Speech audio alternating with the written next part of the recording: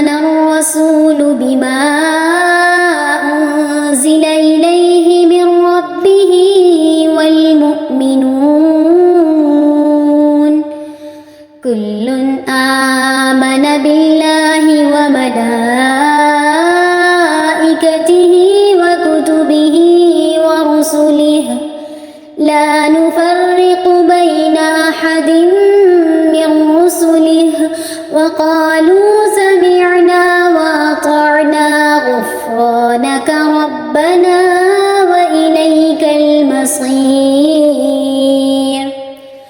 لا يكلف الله نفسا إلا وسعها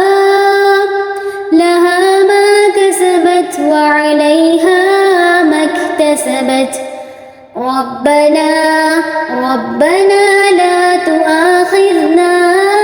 إن نسينا أو أخطأنا ربنا ولا تحمل علينا إصرا كما حملته